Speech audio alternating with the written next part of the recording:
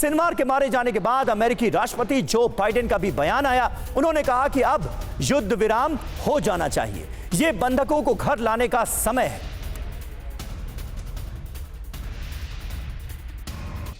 और देखिए, अमेरिका और इजराइल के बीच हर कोई जानता है गहरी दोस्ती है। अमेरिका इजराइल को हर साल अरबों डॉलर की मदद देता है, लेकिन इसके बावजूद भी पिछले कुछ महीनों में अमेरिका और इजराइल के बीच मतभेद भी उभरे हैं। ईरान को लेकर दोनों सहयोगियों के बीच तीखे मतभेद हैं। तो गाजा और हमास भी अमेरिका इजराइल के रिश्तों में खटास पैदा करते आए हैं। दोनों देशों के बीच गाजा को लेकर मतभेद क्या है, ये आइए आपको बताते हैं। गाजा में युद्ध विराम चाहता है अमेरिका, चाह रहा है कि अब सीज फायर हो जाए। इजराइल का रुख क्या है? हमास के अंत से पहले युद्ध विराम नहीं होगा, हमास का समूल नाश, जड़ से खात्मा, इस मिशन पर आगे बढ़ रहा है इजराइल। रिहायशी इलाकों में बमबारी का विरोध किया अमेरिका ने, लेकिन यह विरोध क्या दिल से था या ऊपरी दिखावा था, इस पर कई सवाल है। आक्रामक हमला करने का संकल्प ले चुका है इजराइल पूरी तरह से, और बिना शर्त बंधकों की रिहाई का समर्थक अमेरिका है। वहीं इजराइल का देखिए पक्ष क्या है, युद्ध बंद किए बिना बंधकों की रिहाई चाहता है, मतलब युद्ध जारी रहे और हमास के लड़ाके मजबूर हो जाएं बंधकों को छोड़ने के लिए। गाजा को मानवीय मदद की अपील की गई है अमेरिका में, पर गाजा में कुछ बचा है क्या? इजराइल का देखिए रुख क्या है, नाकेबंदी से गाजा में खाने पीने की चीजों का संकट है। दो राष्ट्र समाधान का समर्थक, और ये इंडिया का पक्ष भी है। 2 स्टेट सॉल्यूशन में हम भी बिलीव करते हैं और अमेरिका का भी यही रुख है। लेकिन इजराइल का जहां तक सवाल है, 2 नेशन पॉलिसी का समर्थक नहीं है इजराइल, यानी इजराइल इस पॉलिसी का विरोध करता है। और यहां पर भी अमेरिका और इजराइल के बीच मतभेद साफ तौर पर नजर आते हैं। और देखिए, सिनवार की मौत के बाद ईरान का बयान आया है, गाजा में जंग जारी रहेगी, यह कहा गया है। सिनवार के तौर पर हमने एक साहसी लड़ाका खो दिया, ये ईरान का आधिकारिक बयान याहिया सिनवार के मारे जाने के बाद। और देखिए, हमास नेतृत्व में कितने नेता जिंदा हैं और कितने नेता मौत की नींद सुलाए जा चुके हैं, ये आपको बताते हैं। पूरा हिसाब किताब यहां पर है। 17 अक्टूबर को मौत हुई इस्माइल हानिया की। इस्माइल हानिया शीर्ष नेता था और इसे मार गिराया गया।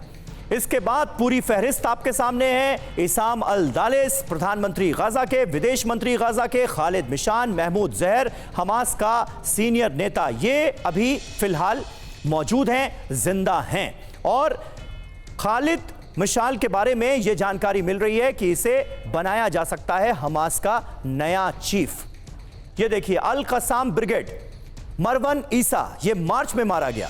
साले अल अरौरी हमास का सीनियर नेता, जनवरी में इजरायली एयर स्ट्राइक में इसकी मौत हुई, इसे भी मारा गया। अमिताभ जी हमारे साथ मौजूद हैं। अमिताभ जी, अब आगे क्या?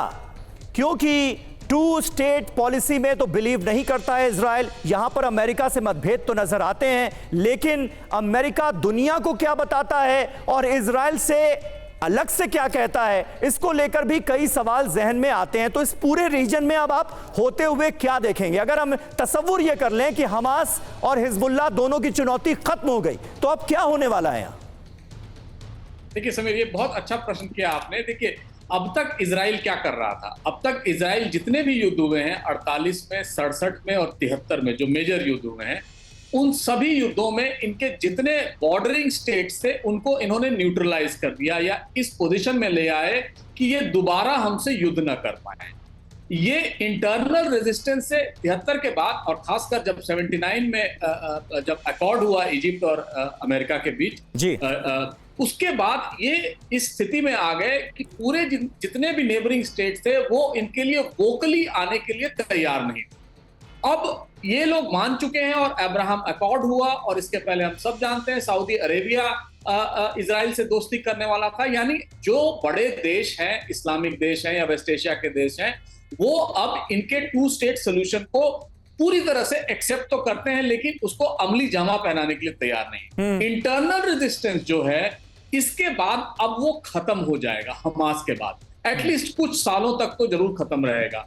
हिजबुल्लाह को न्यूट्रलाइज किया गया है काफी हद तक, उनके टॉप लीडरशिप को मारा गया है, सीरिया पे अटैक हो रहे हैं, या जो ईरान के समर्थित हूती रेबल्स हैं उन पर अटैक हो रहे हैं। यानी इंटरनली जो पैलेस्टीन की डिमांड थी या टू स्टेट सोल्यूशन का था, उसको भी खत्म कर दिया जाएगा। अब तक अमेरिका या दुनिया के अन्य देश ये टू स्टेट सोल्यूशन की जो बात कर रही थी वो सिर्फ लिप सर्विस था, वो सिर्फ दिखावा करते थे। कोई टू स्टेट सोल्यूशन का कोई खाका तैयार नहीं किया गया था। कहां बनेगा? इनके वेस्ट बैंक में जो सेटलमेंट थे उसमें 1/3 पॉपुलेशन, करीब 8 लाख जो है वो इजरायलियों को या यहूदियों को बसाया गया था। एक था, लेकिन गजा को भी चारों तरफ से बंद रखा गया था। और कई बार तो ये कहते थे कि गजा में इतनी तबाही करो कि यहाँ के लोग छोड़ के यूरोप चले जाएं, जिस तरह लीबिया सीरिया के माइग्रेंट जा रहे थे। तो इंटरनल जो डिमांड थी टू स्टेट सोल्यूशन की, उसको भी वो खत्म करेंगे। लेकिन इस समय एक बहुत बड़ा फैक्टर है जो इस समय शांत है, वो है सऊदी अरेबिया, और वो काफी करीब है एक अब्राहम अकॉर्ड टाइप अरेंजमेंट के लिए, जिसमें ये बात की जा रही थी कि ये टू स्टेट सोल्यूशन को एक्सेप्ट करेंगे। अच्छा। लेकिन जो स्थिति बन गई है, अगर internal demand two state solution की नहीं हो और अगर वो टू स्टेट सोल्यूशन की बात भी करें, तो जो 90% इजरायली कैबिनेट है जो कंजर्वेटिव है, वो कभी भी बिन्यामिन नेतन्याहू को प्राइम मिनिस्टर बने रहना नहीं देना चाहेगी। तो अगर गजा में युद्ध खत्म होता है तो अब वो हिजबुल्लाह को पूरी तरह खत्म करेंगे, सीरियन रेजिस्टेंस को खत्म करेंगे, इराक में जो ईरानी मिलिशिया है पर्शियन, उनको खत्म करेंगे, और हूती को। यानी ये युद्ध अभी रुकेगा नहीं। अगर गजा में सीज फायर भी हो जाता है, ये दुनिया के चारों तरफ न्यूट्रलाइज करेंगे। और बिल्कुल, ये अमेरिकी इलेक्शन का यानी हमास के खात्मे और बंधकों की रिहाई तक ही ये मामला खत्म नहीं होने वाला है। ये मामला अभी बहुत आगे जाएगा। बात निकली है तो दूर तक जाएगी।